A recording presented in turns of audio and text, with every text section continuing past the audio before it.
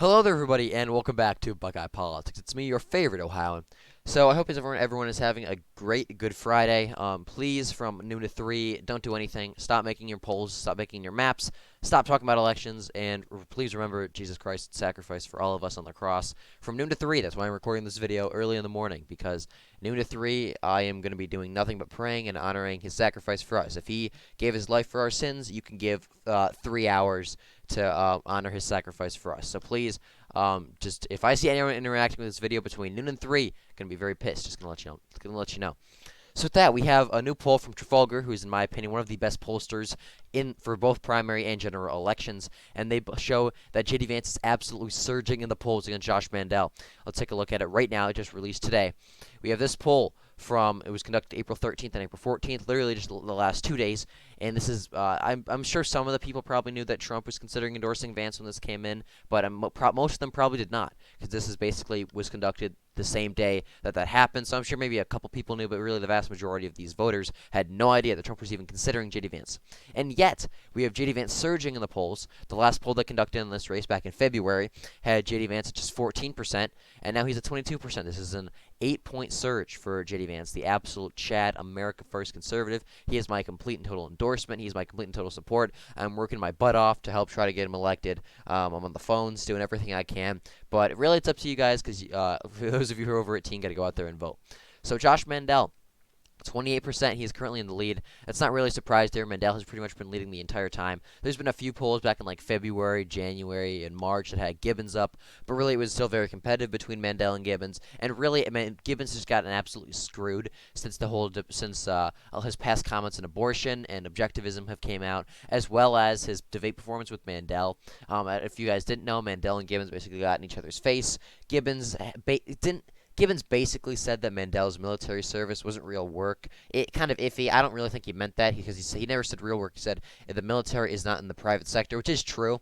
But a lot of veterans and a lot of Republicans took that the wrong way, and so Gibbons got absolutely hammered by Mandel, Timken, Vance, even to an extent. A lot of the candidates is absolutely piled on Gibbons after those comments. So it's no surprise to me that Gibbons has gone down, especially this last week about his comments on how the middle class does not pay their fair share in taxes. Yeah, he actually said that on live camera.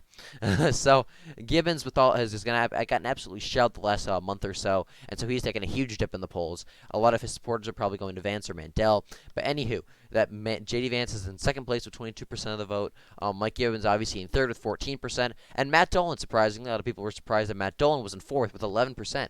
So I'm not surprised with this. I called this about a month or two ago. You know what? I said that after the debate where Matt Dolan said Trump should move on from the election and we should focus on tax cuts more and go back to the old ways. Yeah, it's cringe, but it also does have some effect. There is a relatively large Republican in name only, anti-Trump base in Ohio. It's not near. I shouldn't say large, but it is present, especially in the Cincinnati area, some suburbs of Columbus, such as Delaware County. Trump's going to have his rally. They're probably going to energize those voters to support Vance and just support Republicans in general, because he is losing ground with a lot of suburbanites there.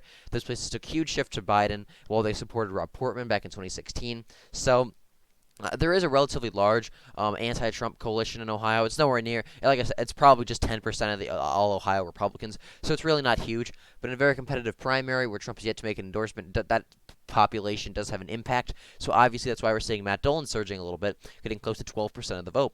Jane Timken is in last. Basically last, she's out of the people that have a real shot, and she has 7.5% of the vote. She's gotten screwed over by Trump. Her whole campaign has basically just been waiting for that Trump endorsement, and it's never coming.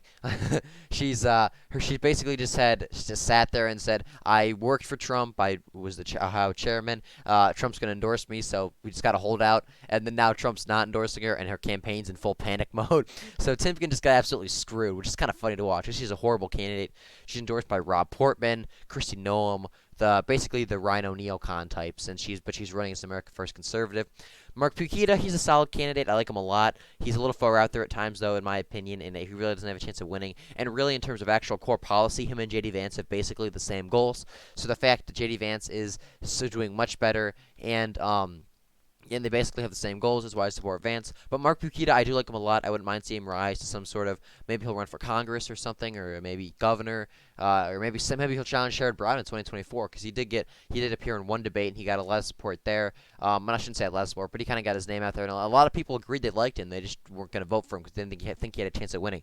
So maybe Mark Pekita could challenge Sherrod Brown in 2024. Neil Patel is in last place. That surprised me because according to Neil Patel in the debate, he is endorsed by God himself. Yeah, he actually said that. He said Neil Patel said that he is endorsed by God. And he also said that Bill Clinton nominated Clarence Thomas to the Supreme Court. So that's really all you need to know about Neil Patel. Pretty much why he's in last place with less than a percent of the vote. Undecided voters, however, do make up 13% of this pollster, as you can see. These voters are probably the people waiting for the Trump endorsement, or maybe they're deciding between Vance and Mandel. And if we go over here, we can actually see that they also asked if Trump made an endorsement, would you be more or less likely? 54% of Ohio voters said that they would be more likely to support a candidate endorsed by Trump. So J.D. Vance is already surging without the Trump endorsement.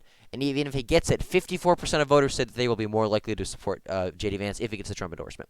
So basically, as of now, this is going to be a very competitive race between Mandel and Vance. However, if Trump does make his endorsement of J.D. Vance, which it does look like he is going to, then Vance has pretty much got this race wrapped up. He's going to get pretty much a lot of support from Givens, a lot of support from Timken, and probably roughly half of Mandel's support, if we're honest with ourselves. And J.D. Vance, if he gets the Trump endorsement, should cruise to victory. If Trump stays out, though, however, we are going to have a very competitive primary between Mandel and Vance. So no matter what, I think the primary, Ohio's the two options is either going to be Mandel or Vance. I doubt Gibbons could win. He could make it interesting, but I doubt Gibbons is going to go up there with his basically campaign falling apart. Dolan, Timken, Pekita, and Patel have no chance. So really, it's just Mandel and Vance that are going to battle it out these last 15, 20 days or so before the primary. I'm rooting for Vance. I'm working to try to get him elected. I'm doing everything I can. I'm making these videos. I'm on the phones for his campaign. I'm doing everything I can. But we need to get out there and vote. This is going to be a very competitive primary. And although I think Trump will make the endorsement, that still by no means guarantees Vance's victory. A lot of the boomer cons will never vote for Vance even with Trump's endorsement. They hate him that much. It's pathetic, but it's true. So that we're really quickly going to hop over to the 1 second. You're going to hop over to the Ohio governorship primary, which was also done by Trafalgar. Real quickly, by the way, please go and follow my Twitter. I'm actually really active on here. I post a lot. We're actually a lot bigger on Twitter than we are on YouTube. Not to like shout myself out, but we're pretty active on Twitter, so we have a good following. So with that, let's go check out the Ohio GOP governor primary. So this is the primary thus far done by Trafalgar, the same poll that does the race that, in my opinion, is very accurate. Mike DeWine, the current incumbent governor, with 40% of the vote. However, Renacci and Joe Blystone are basically splitting the anti-DeWine vote. As you can see, 26% for Renacci, 24% for Blystone. Add that together, that's 50%. I know, I'm a genius at math. So anyway, there is at least 50% of Ohio Republicans are opposed to Mike DeWine, at least, because there's still 10% that aren't voting, probably because they don't know enough, but they don't like DeWine. So DeWine is easily able to be primaried if we just want to. However, Blystone and Renacci are just splitting the vote. They're throwing. One of them has got to drop out and endorse the other. Renacci has said in the past that if someone else can beat DeWine, then Renacci will drop out. But that obviously has not happened. And with less than a few weeks of the primary, I highly doubt that's going to happen. So really, Trump's got to make a decision at his rally. In my opinion, this is just as important as the Senate primary, because if DeWine wins, then we're kind of screwed.